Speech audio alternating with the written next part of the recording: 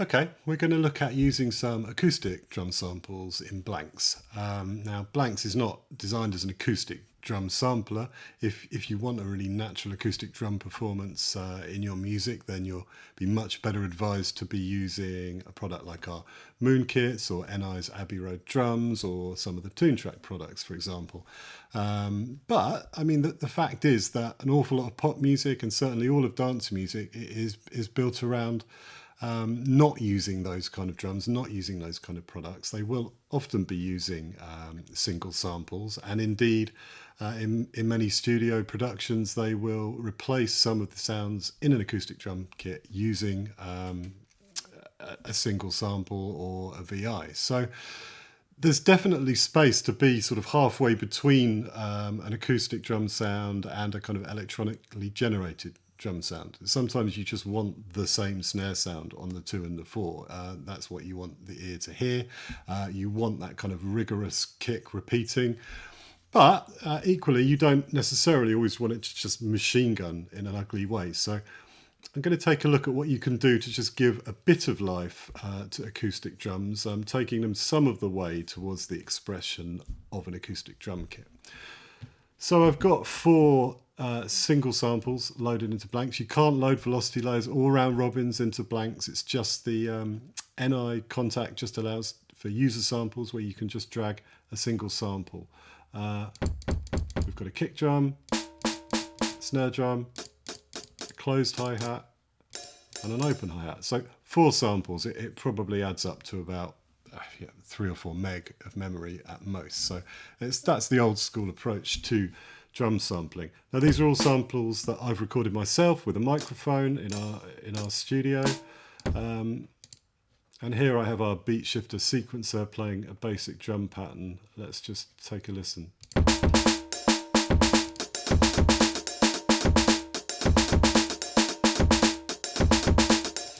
Now, I would say that's generally what you don't want. No one really wants that kind of incredibly clunky, incredibly machine gun sound. And that's what 4 drum samples sounds like if you do nothing to them. The first thing you would do by default is of course add some velocity modulation. So just make the sample get quieter and louder with different hits. So around 60s are kind of a good starting point in Blanks, and we'll tweak that later. It's a little bit more expressive now. We're going to just concentrate on the kick, I think, to start with. If I alt-click that, it'll solo it. So here we go. I'm going to add a few more little hits in there so we can kind of hear what we're working on, some quiet ones. Okay, something approaching a normal acoustic drum pattern perhaps. Now the first thing I would do is turn that off. The first thing I'm going to do is look to soften the attack with velocity. This is the pitch envelope. I need to make sure I select the amp envelope. Okay. We can roll that right back. So if you put it somewhere around there, it does sound a bit like that sounds like a kick drum being hit a bit softer. But we want that to happen on the softer hits, but not the harder hits. So what we do is invert the velocity. These are our velocity sliders. Okay. So now on the hardest hits, you'll hear that get stronger. Not hearing that exactly at the moment. There we are. Okay, and just adjust that. You don't necessarily want it doing a huge amount. Now the next thing is pitch. I mean, drums don't vary much in pitch, but I think it's important just to have a small amount of variation. So for example, the pitch might get, as the skin is hit harder, the pitch might just get a little bit higher. We can do that again with the velocity modulation. So if I put that very high, you can hear a very obvious effect, sounds very fake. But let's just take that down to around 30 or 40. So now, because that's sort of raising the overall pitch of that drum, what I might do is just bring the pitch of the kick in total down a bit so that when it gets louder. Okay, what also might happen is that the lower hits might well be duller. So I'm going to select a filter here, but I'm going to select the gentlest. This is a synth ladder filter. You might want that kind of effect, but we're going to keep it natural and go for the LP1, which is very gentle. We take it down to about here. This might be where our kind of softest hits are. And you could just simply vary that with velocity.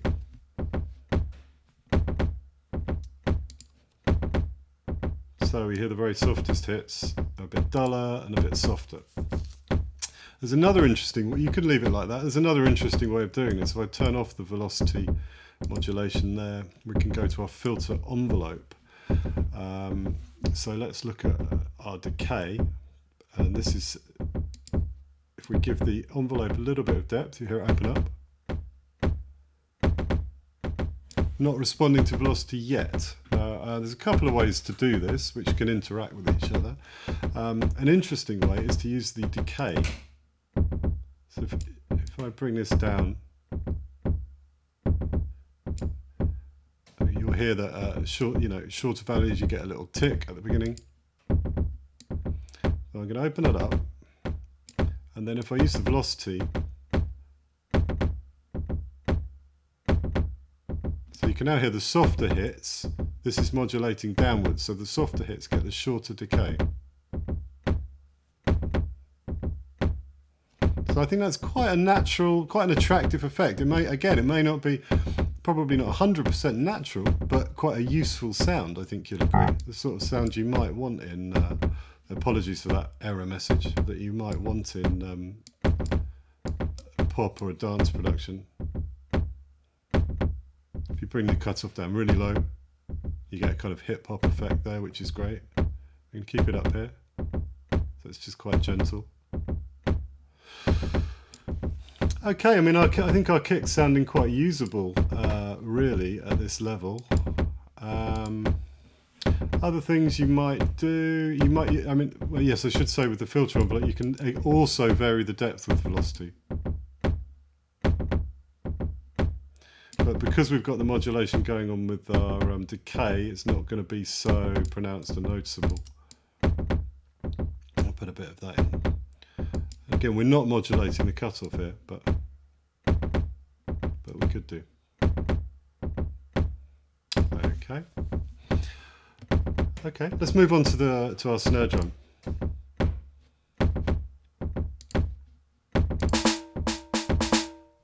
So sounding very clunky, very machine gunny. I'm going to get rid of the kick. Okay, that'll start to do your head in quite quickly. Let's see what we can do to make it more interesting. Okay, we've added some velocity.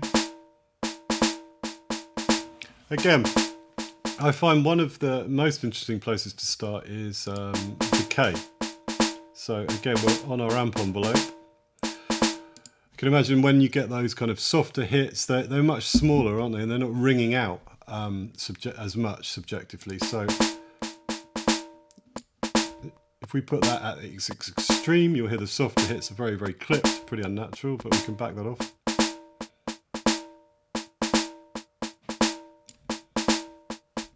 Now I already think that goes a huge way to making that snare drum sound more natural. We've got our velocity, our volume modulation, making the softer hits quieter, and we've got our decay modulation, making them kind of shorter.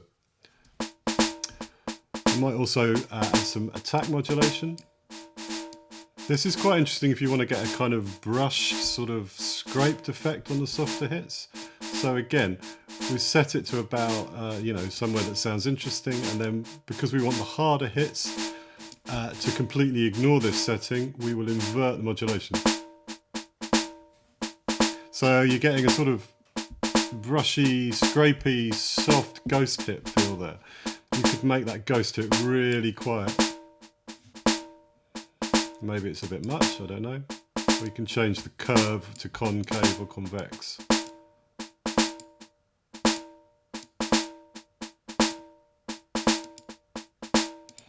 I'm going to bring it down. I don't want it so brushy, I don't think, so I'm going to bring it down.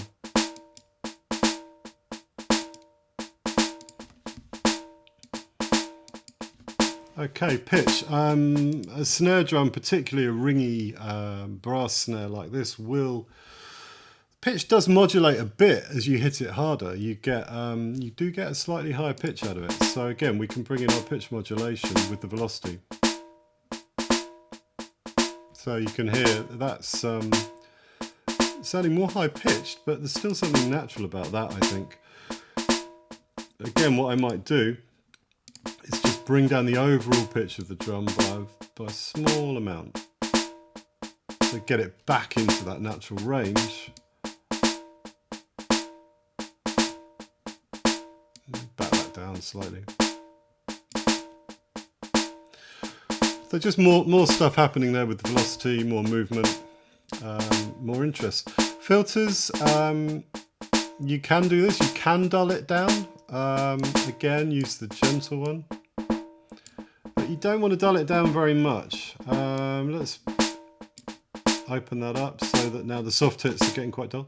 It does start to sound a bit filtery, so I think you just want it around here, around 1K. It's quite subtle like that. Bypass it. Not really sure how much it adds with the snare, but it depends on the sound you're going for. What's just as interesting is high pass. Again, this is kind of a subjective effect and not necessarily reflective of what would happen in reality. But again, if you want to make those lower, softer hits even more kind of feathery, you might want to take some of the weight out of them. You could do that with the high pass. So what we do is set this to a place where the snare's starting to sound a bit lighter, and again invert it so that the hardest hits are going to sound heavier. Again, subtle effect, but I think it works. Okay, so we've got our kick and our snare now happening.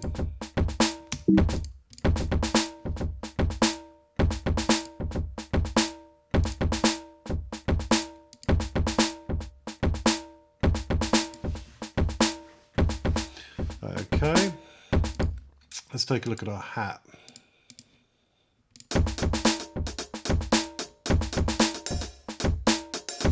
Okay, we've got a closed and an open hat on in the GM positions here. F sharp 1 and A sharp 1.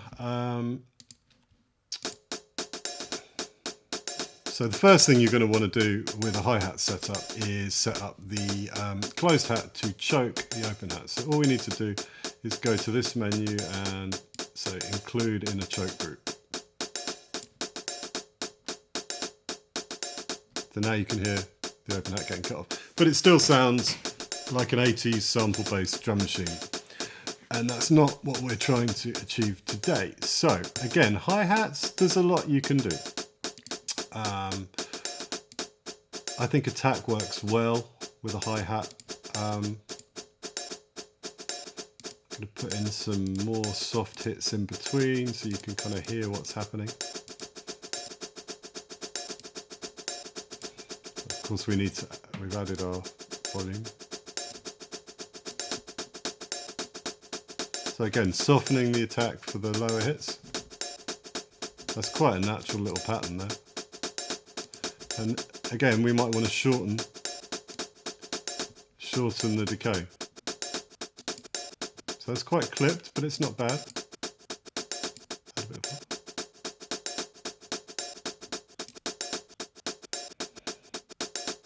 Back it off to about here.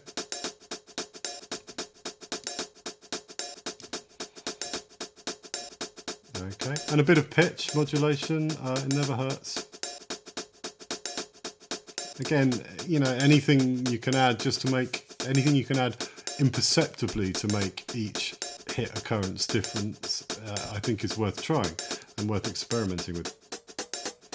So that's an unnatural result. Back it off to where you can't really notice it.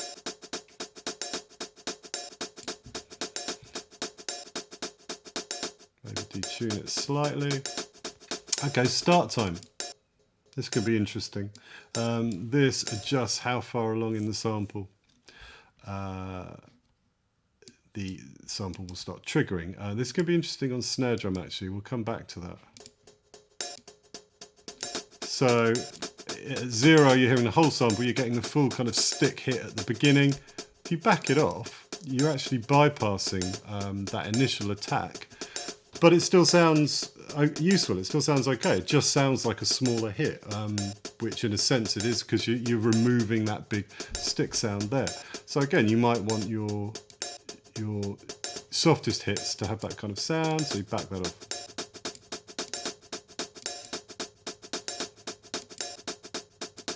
Right, we need to, I think what's ruining this pattern at the moment, because this is our nice open hat pattern, which is starting to sound quite good.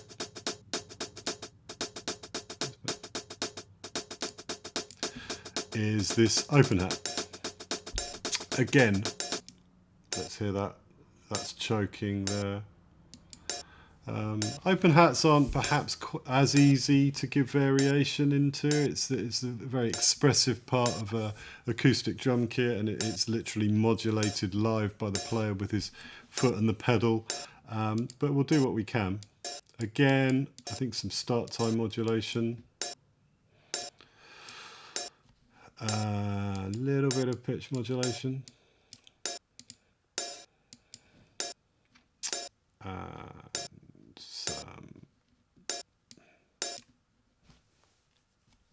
some decay.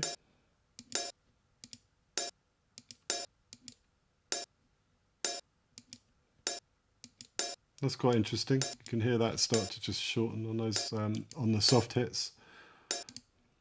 And again, back off the attack a little bit.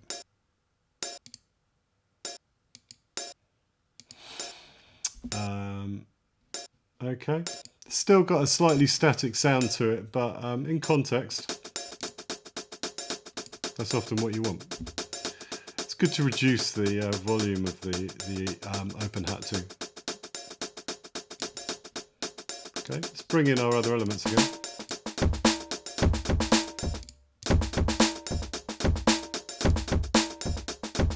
Mix it a little bit. I think our hat's obviously too loud here. Bring that right down.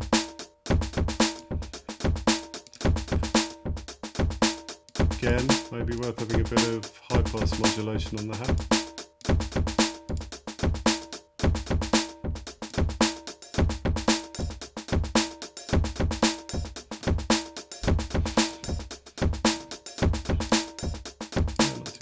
Hats always benefit from a little EQ. We can go into our channel here.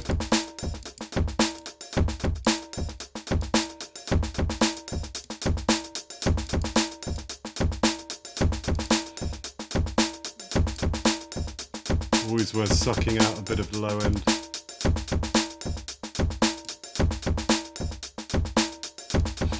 Do the same over here. Maybe give the open hat a bit more sizzle.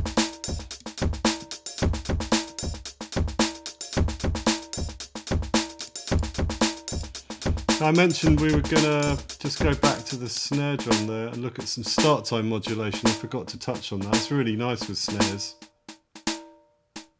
I mean, that's great. Now you've got a little kind of brush touch out of it, out of this single sample.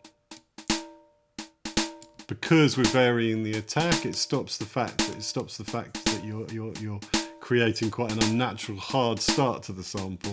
You're mitigating that by using the attack modulation. So you can really put this control anywhere and get a useful sound out of it. I like these smaller, more subtle hits. But again, you would invert that to get heavier hits up at the front. Yeah, that's well worth doing.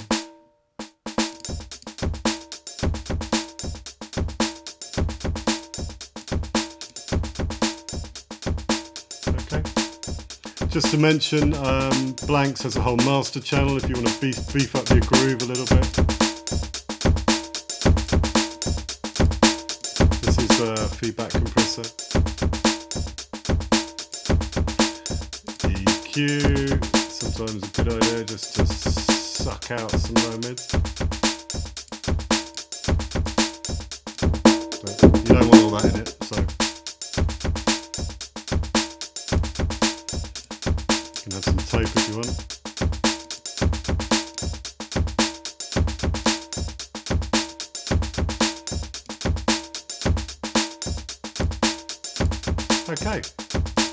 Okay, I hope that's helpful. There's really a lot you can do with blanks. That's just touching on it.